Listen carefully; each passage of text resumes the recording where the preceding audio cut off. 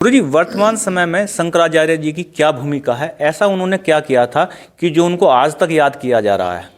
देखिए, बहुत प्राचीन काल में जब बौद्ध धर्म का प्रचार ज़्यादा था, जैन धर्म का भी था, तो उस समय सनातन मार्ग जो था वो थोड़ा सा उनके अनुसार, मतलब बौद्ध धर्मों के अनुसार निम्न को प्राप्त हो गया। क्योंकि इन्होंने, अब देखिए, सब क्या थे, राजधर्म थे भाई। रामचंद्र जी का राजधर्म था, राजधर्म होने के कारण फैला। कृष्ण जी का राजधर्म था, इसलिए उन्हें फैला।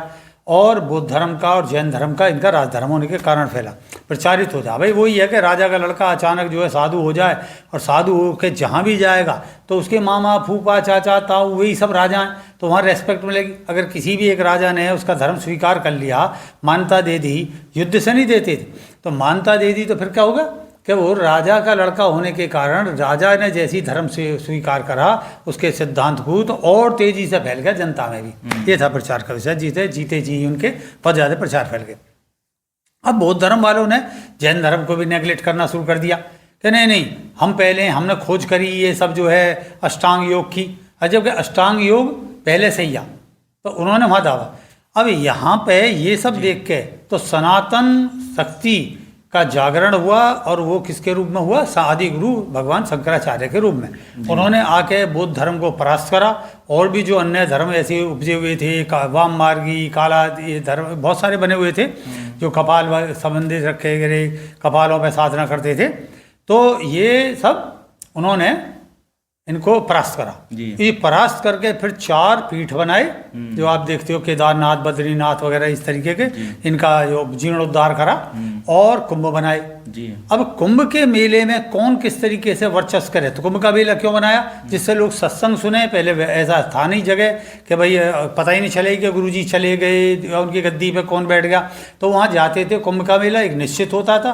कुंभ पहले से प्राचीन काल से, बस इन्होंने उसका जीर्णोद्धार करा। इन्होंने जीर्णोद्धार जो है बहुत ज़्यादा करा, जैसे राजपूतों का करा। अब ये जो राजपूत शब्द है, तो इस पर बहुत ही एक कंट्रोवर्सी फैली रहती है कि राजा के लड़के इतने सारे कहाँ से हो गए। ये सब रियलिटी में योगी जो थे, वही योगी मतलब शंकराचार्य भगवान, तो उन्होंने क्या करा, उन्होंने जो लोग थे, सनातन एक सेना बनाई, और उन्होंने कहा सनातन धर्म में जो शामिल होना चाहता, खासकर इस विषय में, तो उन्होंने राजपुत्र ये बोले, राजा के पुत्र नहीं, राजा कौन, एक हो बहुश्याम, एक सैन एक हो जाएं, कौन हो ये जाएं, उसकी संतान ईश्वर और ईश्वरी है नहीं, तो उन्होंने उसको दिया राजा। और उसके जो तुम सब पुत्र हो, वेदांत में भी ये है कि आप पुत्रो, आर्य पुत्रो, इसको रख के, तो उन्होंने जो भी इस तरीके का महसूस करते थे कि मैं निम्न हूँ, हमें बैठाया नहीं जाता, हम इस तरीके के, तो उन्होंने कि आज से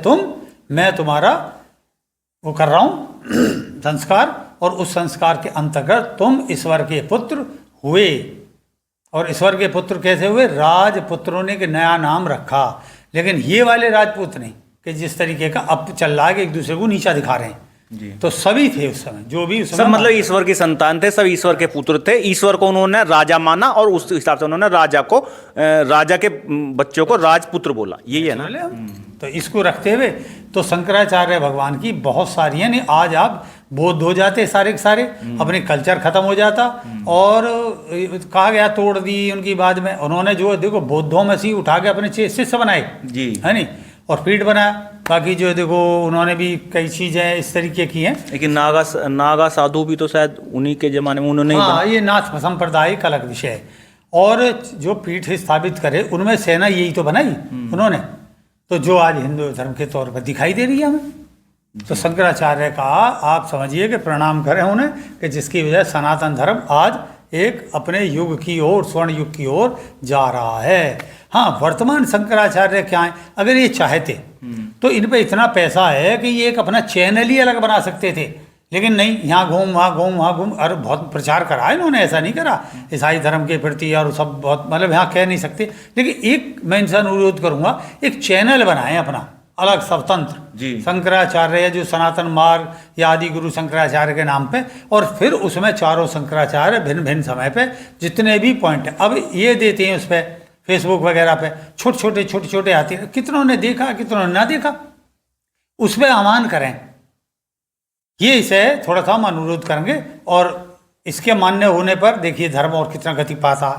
जी, मतलब आज का जो हम युग देख रहे हैं, हिंदू सनातन संस्कृति जो पनप रही है, कहीं ना कहीं वह हमारे शंकराचार्य जी की बदौलत है। उन्होंने के संघर्ष से, उन्होंने उस समय जो अपनी सेना बनाई थी, उन्होंने जो नागा साधु बनाए थे, जो उस समय उन्होंने राजपुत्रों को एक आशीर्वाद दे करके पूरे समाज में फैला दिया था, तो उस वजह से आज हमारी संस्कृति बची हुई है और आज हम उत्थान की ओर बढ़ रहे हैं।